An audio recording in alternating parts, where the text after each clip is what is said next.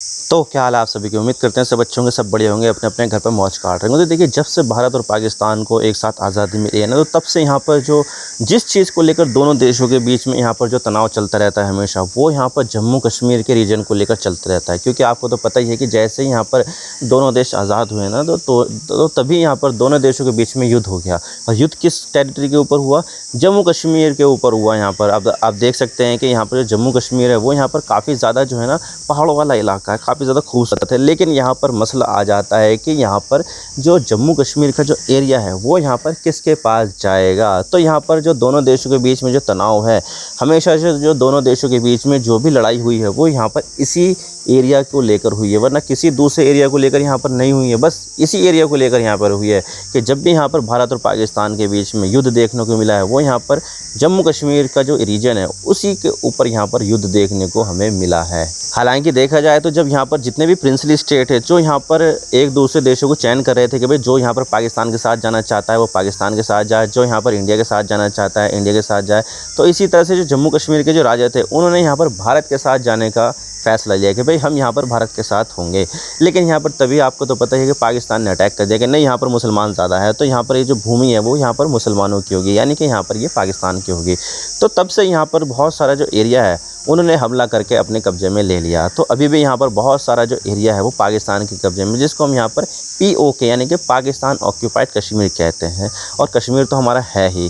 तो पाकिस्तान का जो स्टैंड रहा है वो यहाँ पर ये रहा है कि यहाँ पर जो उनके पास जो आज़ाद कश्मीर, जो उन्होंने अपना नाम अलग से दे रखा है, और जो गिलगित बाल्टिस्तान का जो एरिया है वो तो इनका है ही, लेकिन जो इंडिया के कब्ज़े में जो कश्मीर है वो भी यहाँ पर पाकिस्तान गई है। लेकिन यहाँ पर फाइनली पाकिस्तान ने ये बात एडमिट कर लिया है कि भाई यहाँ पर ये जो कश्मीर का जो पूरा जो एरिया है ना वो एक फॉरेन लैंड है, यानी कि पाकिस्तान के जुरिसडिक्शन में आता ही नहीं है। तो आज इसके बारे में पूरी डिटेल के साथ बात करते हैं कि यहाँ पर ये मामला क्या है, क्यों यहाँ पर पाकिस्तान ने इस चीज़ को एक्नॉलेज किया है कि यहाँ पर जो कश्मीर का जो एरिया है वो यहाँ पर फॉरेन लैंड है, यानी कि पाकिस्तान का लैंड है ही नहीं। लेकिन उससे पहले अगर आप चैनल पर नए हो तो चैनल को सब्सक्राइब जरूर कर देना। वीडियो को चाहे लाइक करो डिसलाइक करो, लेकिन चैनल को सब्सक्राइब जरूर कर देना। तो चलिए वीडियो का आगाज़ करते हैं। तो यहाँ पर बहुत सारी न्यूज़ रिपोर्ट की गई है कि यहाँ पर जो पाकिस्तान है उसने यहाँ पर जो अपने जो कब्जे में ले रखा जो POK है उसको यहाँ पर फॉरेन लैंड माना है। आप देख सकते हैं कि यहाँ पर पाकिस्तान की नहीं बल्कि यहाँ पर जो इंडिया की जो न्यूज़ आर्टिकल्स है वो भी आप देख सकते हैं कि किस तरह से यहाँ पर जो चीज़ें हैं वो यहाँ पर मीडिया इसको दिखाने की कोशिश कर रहा है। तो यहाँ पर सबसे बड़ा सवाल है कि मामला क्या है। तो देखिए, मामला यहाँ पर सिंपल सा है कि यहाँ पर एक मुजफ्फराबाद एक शहर है जो यहाँ पर पाकिस्तान बोलता है कि आज़ाद कश्मीर में है, लेकिन यहाँ पर ये भारत के कश्मीर एरिया है। लेकिन अभी आपको तो पता है कि वो POK में आता है, तो यहाँ पर उसका पूरा कंट्रोल अभी पाकिस्तान के हाथ में है, जो इलीगल है।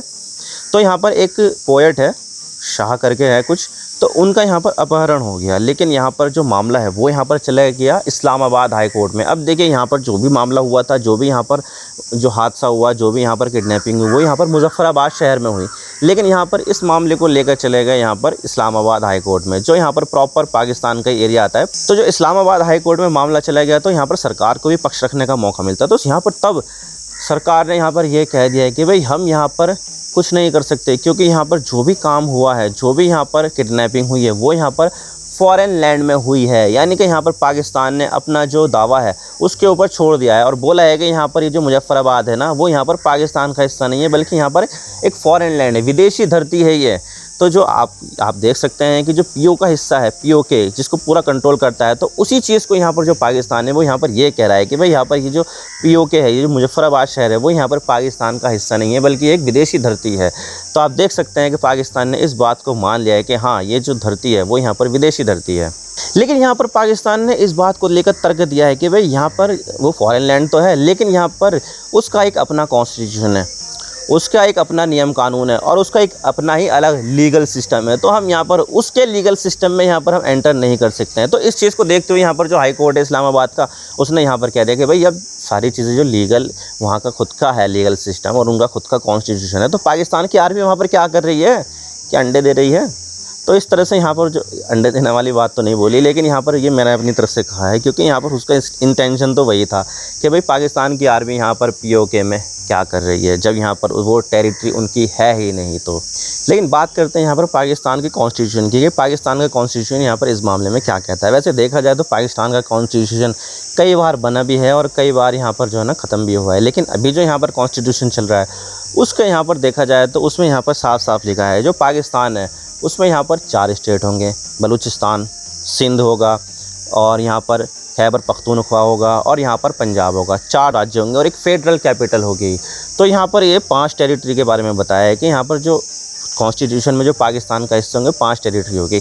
एक इस्लामाबाद कैपिटल जो है उसकी टेरिटरी, एक बलूचिस्तान की टेरिटरी, एक सिंध की, एक पंजाब की और एक खैबर पख्तूनख्वा की। और इसके अलावा जो भी यहाँ पर भी जो फॉरेन एक्सेशन से यहाँ पर पाकिस्तान में मिलेगी लैंड वो उसका होगा, या फिर किसी दूसरे मीन से यहाँ पर अगर कोई सा लैंड अगर पाकिस्तान में मिल जाता है तो वो उसका होगा।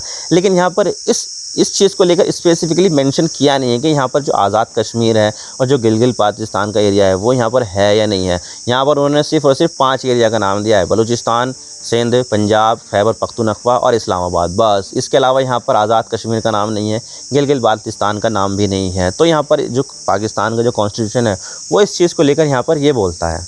हालांकि यहाँ पर पाकिस्तान का जो कॉन्स्टिट्यूशन है वो यहाँ पर ये भी कहता है कि भाई यहाँ पर जो कश्मीर के जो लोग हैं वो यहाँ पर जब तक नहीं चाहेंगे तब तक यहाँ पर पाकिस्तान का हिस्सा नहीं बनेंगे। यानी कि यहाँ पर ये सारी की सारी जो चीज़ें है वो यहाँ पर कश्मीर के लोगों के ऊपर छोड़ रखी है पाकिस्तान ने कि जब कश्मीर के लोग चाहेंगे तब यहाँ पर जो कश्मीर है वो यहाँ पर पाकिस्तान का हिस्सा बन जाएगा। लेकिन अभी फ़िलहाल पाकिस्तान का हिस्सा कश्मीर नहीं है, क्योंकि यहाँ पर अभी भी इस चीज़ को लेकर यहाँ पर सवाल उठते हैं कि क्या यहाँ पर जो POK है वो यहाँ पर सही में पाकिस्तान के साथ जुड़ गया है नहीं। क्योंकि यहाँ पर अभी भी कोई भी यहाँ पर रायशुमारी यानी कि यहाँ पर जो जनमत संग्रह होता है वो यहाँ पर हुआ नहीं है। तो टेक्निकली यहाँ पर जो POK है वो यहाँ पर पाकिस्तान का हिस्सा बिल्कुल भी नहीं है। तो यहाँ पर जो भी यहाँ पर जो राजा हरी सिंह थे जिन्होंने यहाँ पर कश्मीर को यहाँ पर इंडिया को सौंपा था, तो तब यहाँ पर जो है वो चीज़ बिल्कुल सही थी और यहाँ पर पूरा जो कश्मीर है वो यहाँ पर इंडिया का हिस्सा होना चाहिए था। लेकिन यहाँ पर युद्ध में भारत ने यहाँ पर बहुत बड़ा जो हिस्सा है वो यहाँ पर खो दिया और अभी भी यहाँ पर इतना बड़ा हिस्सा जो है वो पाकिस्तान के हाथ में है। और मैं इंडिया की बात करूँ कि भाई यहाँ पर भारत का जो स्टैंड है वो POK के लेकर क्या है, तो मैं आपको बता देता हूँ कि यहाँ पर अमित शाह हो या फिर जो विदेश मंत्री हो जयशंकर साहब, उनका यहाँ पर सीधा सीधा कहना है कि भाई यहाँ पर जो POK है वो यहाँ पर इंटीग्रल पार्ट है भारत का, यानी कि वो भारत का हिस्सा है। अब नहीं तो तब भारत का हिस्सा उसको होना ही होना है। और पाकिस्तान ने यहाँ पर इलीगली POK को ऑक्यूपाई कर रखा है। तो भारत यहाँ पर POK को भारत अपना हिस्सा मानता है और यहाँ पर ये है भी, क्योंकि यहाँ पर जो राजा थे आखिरी उन्होंने यहाँ पर इसका जो सारा का सारा जो चीज़ें थी वो यहाँ पर भारत के नाम कर दी कि भाई यहाँ पर अब ये जो टेरिटरी है वो भारत की हो गई। तो यहाँ पर जो पूरा जो POK है, पूरा जो जम्मू कश्मीर है वो यहाँ पर भारत का है और यहाँ पर भारत इसको अपना इंटीग्रल पार्ट भी मानता है। और इसके लिए यहाँ पर बहुत सारी जो विधानसभा की जो सीटें हैं ना वो भी यहाँ पर भारत जो है वो छोड़ कर रखता है कि जब भी यहाँ पर जो भी ये जो POK है वो भारत का हिस्सा बनेगा तो तब यहाँ पर ये जो विधानसभा की जो सीटें है वो यहाँ पर एक्टिवेट हो जाएगी और तब यहाँ पर वहाँ से भी प्रतिनिधि चुने जाएंगे। तो यहाँ पर ये चीज़ें हैं। लेकिन अभी यहाँ पर किसका हिस्सा कब्ज़ा है, वो है यहाँ पर पाकिस्तान का कब्ज़ा है जो इलीगल है। और हालांकि देखा जाए तो यहाँ पर जो दोनों देश है वो यहाँ पर इस चीज़ को लेकर कहते हैं कि भाई यहाँ पर ये दोनों देशों का आपस का मामला है। लेकिन कभी कभी यहाँ पर जो पाकिस्तान है वो यहाँ पर किसी तीसरे देश को भी यहाँ पर इस मुद्दे में खींचने की कोशिश करता है, जैसे कि अमेरिका को यहाँ पर कहता है कि भाई यहाँ पर ये जो मुद्दा है इसको लेकर बोलो और यहाँ पर जो है मध्यस्थता करो। बल्कि भारत का यहाँ पर स्टैंड है कि भाई यहाँ पर जो भी चीज़ें होगी वो बातचीत के ज़रिए यहाँ पर सॉल्व की जाएगी। और बातचीत तभी होगी जब यहाँ पर जो भी क्रॉस बॉर्डर का जो टेररिज्म है वो यहाँ पर रुक जाएगा। अगर पाकिस्तान इस चीज़ को रोक देता है तो तब यहाँ पर बातचीत संभव है और इस मुद्दे का जो भी हल निकलेगा वो यहाँ पर बातचीत के मसले पर ही निकलेगा।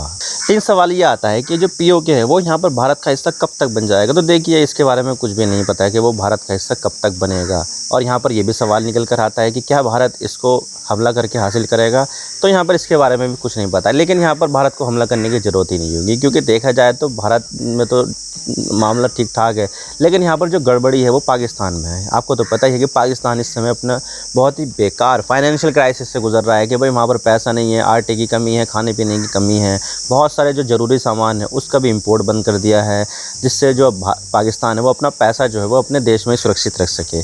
तो यहाँ पर जो पाकिस्तान के सामने जो फाइनेंशियल क्राइसिस है वो यहाँ पर बहुत ज़्यादा तगड़ी है और इसी की वजह से यहाँ पर पाकिस्तान जो है वो यहाँ पर गिलगित बाल्टिस्तान और आज़ाद कश्मीर है उसके ऊपर बिल्कुल भी ध्यान नहीं दे पा रहा है।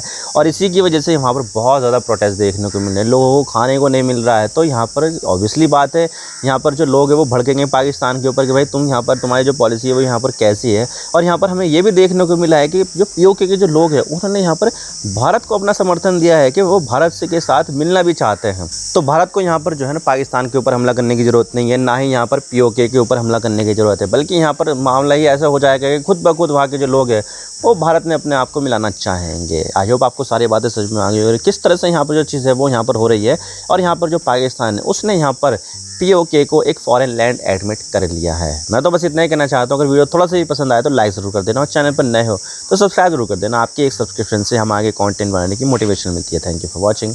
I really appreciate your time. God bless you all. Now signing off.